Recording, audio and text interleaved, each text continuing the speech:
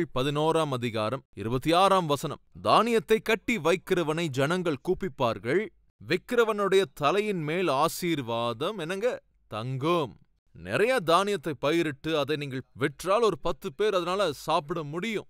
அப்படி அதை விற்காமல் 4 பேருக்கு கொடுக்காம அப்படி வச்சுக்கிறவங்க இந்நாட்களே அநேகம் பேர். விவசாயிகள் தவிக்கிறதுக்கு காரணம் என்னங்க? விவசாயிங்கிட்ட வாங்குற விலையே வேற, அதுவே நம்ம இடத்துக்கு வரும்போது நாம வாங்குற விலையே வேற. விவசாயிங்க என்ன சொல்றாங்கன்னா, நாங்களே போய் வித்துக்கிறோம் சிட்டியில, நாங்களே வித்துக்கிறோம் டவுன்ஸ்ல. அதுக்கு ஒத்துக்கலையே. அதாவது மத்தியில இருக்கிறவங்க 17 ரூபாய்க்கு 18 ரூபாய்க்கு 20 ரூபாய்க்கு அவங்க அப்படியே வாங்கிட்டு, அதுவே நம்ம கிட்ட அது வரும்போது 40, 45, 50, 55, 60 ரூபாய்க்கு விற்கிறாங்க. ரேட் அப்படியே ஏத்துறதுக்கு தானியம் மொத்தத்தையும் அப்படியே பல்கா வாங்கிக்கிறாங்க. ரேட்டு கொஞ்சம் அப்படியே ஏற போகுது அப்படின்னு தெரிஞ்சுட்டா போதும், எல்லா இடத்துல இருக்கிற அந்த ஸ்டாக் எல்லாத்தையும் அப்படியே பிளாக் பண்ணி வச்சிருவாங்க. எண்ணெயை பிளாக் பண்ணி வச்சிருவாங்க, துவரம் பருப்பு அப்படியே பிளாக் பண்ணி வச்சிருவாங்க. அப்படி பிளாக் பண்றதுனால என்னங்க லாபம்? எங்கேயுமே கிடைக்காது. எங்கேயும் கிடைக்காதனால என்ன ஆகும்? நார்மலா ரேட் அப்படியே எகிர ஆரம்பிக்கும். இருக்கும் அப்படியே சேர்த்து வச்சுக்கிறாங்க. பைபிள் தெளிவா சொல்லுதுங்க, தானியத்தை கட்டி வைக்கிறவனை ஜனங்க என்னங்க பண்ணுவாங்க? சபிப்பார்கள். அப்படி பகிர்ந்து கொடுக்கிறவனை ஆசீர்வதிப்பார்கள். ஏன் அப்படி கட்டி வைக்கிறார்கள்? எங்களுக்கு லாபம் வர வேண்டும்.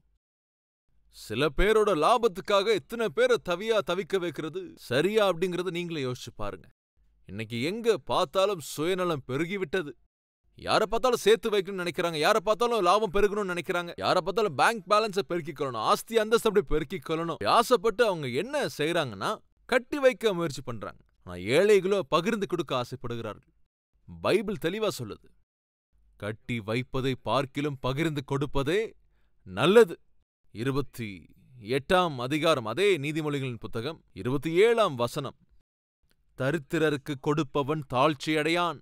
அப்படின்னா என்ன அர்த்தங்க? எதிரில் இருக்கிறவங்களோட கஷ்டத்தை பார்த்து அந்த கஷ்டத்தை தீர்த்து வைக்கிறவர்களுக்கு கஷ்டமே வராதாங்க.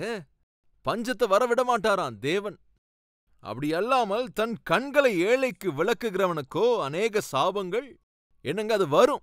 பஞ்சத்துல இருக்கிறவங்களுக்கு, கஷ்டத்துல இருக்கிறவங்களுக்கு உதவி செய்கிறவனுக்கோ தேவன் அவனுக்கு சகலத்தையும் அப்படியே கொடுப்பாருங்க.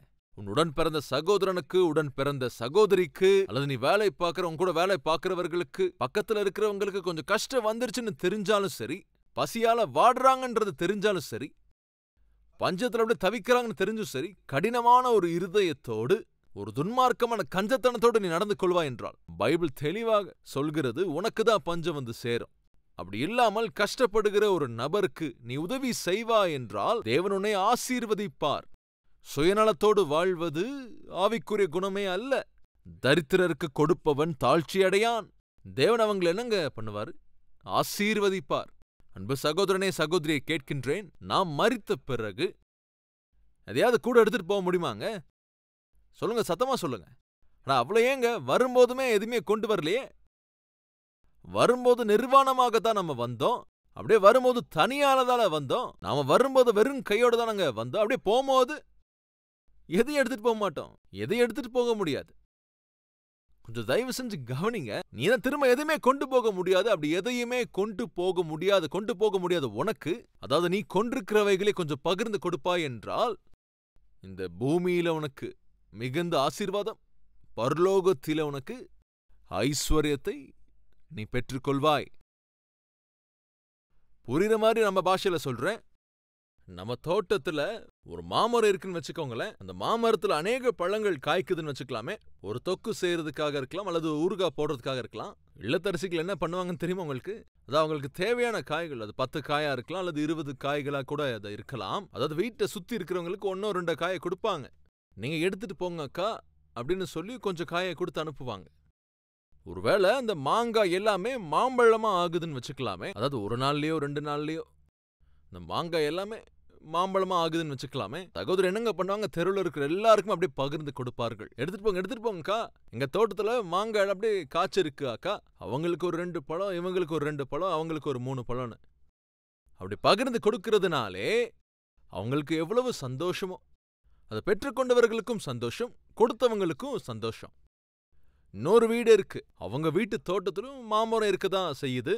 அந்த மாங்காய் எல்லாமே அப்படியே காய்ச்சி பழமா ஒருத்தருக்கு கூட அவங்க கொடுக்க மாட்டாங்க.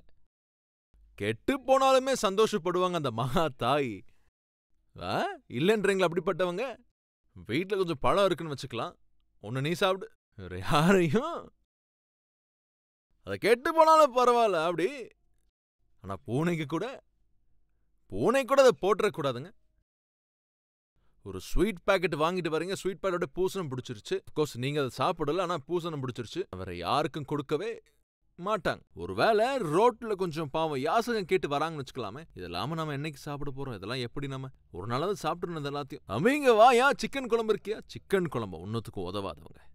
முந்தா நேத்து வச்ச அந்த சிக்கன் குழம்பு அது ஏதோ கொஞ்சம் வாசனை வந்துருச்சு, கெட்டு போயிருன்னு சொன்ன உடனே யாசகம் கேட்கறவங்க கிட்ட நீங்க கொடுத்தீங்கன்னா அவங்களுக்கு வியாதி வந்துடும்.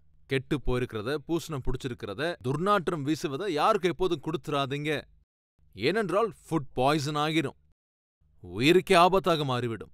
ஏதாவது நமக்கு பிடிச்சிருக்கு, ரொம்ப இஷ்டமா இருக்கு, ரொம்ப செலவு பண்ணி வாங்கியிருக்கணும், அதை கொடுக்க முயற்சி பண்ணவே மாட்டோம். எது நமக்கு பிடிக்கலையோ, எது தேவையில்லையோ அதுதான் மற்றவங்களுக்கு நம்ம எடுத்து கொடுப்போம். ஒரு வீட்டில இருந்த இல்லத்தரசி தன் தோட்டத்திலே இருக்கிற மாம்பரத்திலே மாங்காய் காய்க்கும் போது ஒருத்தர் கூட கொடுக்கல, மாம்பழத்தையும் கொடுக்கல.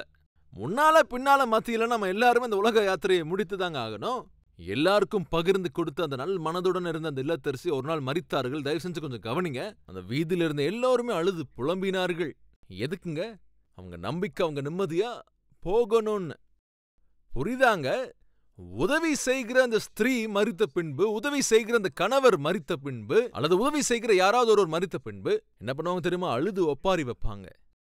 நாங்களும் வரோம்னு சொல்லி கையை இறுக்கமா வச்சுக்கிட்டு யாருக்கும் ஒன்னுத்தையும் கொடுக்காத அந்த இல்லத்தரசி ஒரு நாள் மரித்து போனார்கள். அந்த வீதியில எல்லாருமே இருந்தாங்க, ஆனா ஒருத்தர் கூட அந்த இடத்துக்கு வரலங்க. சீ, ஒன்னுத்துக்கு உதவாத கஞ்சத்தன உள்ளவ, கல் நெஞ்சக்காரியவ. என்னங்க புரியுது உங்களுக்கு? பகிர்ந்து கொடுக்கின்ற அந்த வாழ்க்கையிலே ஆசீர்வாதம் உண்டு.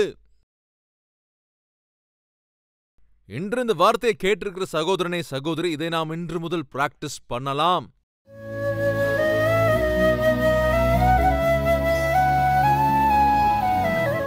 மகா பரிசுத்தமும் அன்பும் நிறைந்த பிதாவே, எவ்வளவு மேன்மையான தேவன் நீர். ஒரு காலத்துல எங்க நிலைமை என்ன, எங்கள் கதைதான் என்ன, ஆனால் இன்று எங்களை எவ்வளவாய் நீர் ஆசீர்வதித்திருக்கிறீர், ஆசீர்வதித்துக் கொண்டே இருக்கிறீர், ஆசீர்வதிக்கப் போகிறீர். உமக்கே நன்றிகளை ஏறெடுக்கிறோம். ஸ்தோத்திரம் அப்பா. நாங்கள் கொண்டிருக்கிற வஸ்துக்களினாலே, வாகனங்களினாலே, வஸ்திரங்களினாலே அப்பா நாங்கள் பெருமைப்படாமல், இது எல்லாத்துக்கும் ஆதாரம் நீங்க தான். அதை நாங்கள் அறிந்து கொண்டு உம்மை மகிமைப்படுத்த நீர் உதவி செய்யுங்க. சுயநலம் உள்ள ஒரு வாழ்க்கை எங்களுக்கு வேண்டாம் அப்பா. சுயநலம் இல்லாத ஒரு வாழ்க்கை எங்களுக்கு அருளி செய்யுங்க. கர்வம் இல்லாமல் வாழ்கிற ஒரு வாழ்க்கை நீர் எங்களுக்கு தந்தருளுங்க. இயேசுவின் நாமத்தில் வேண்டிக் கொள்கிறோம் பிதாவே, ஆமென்.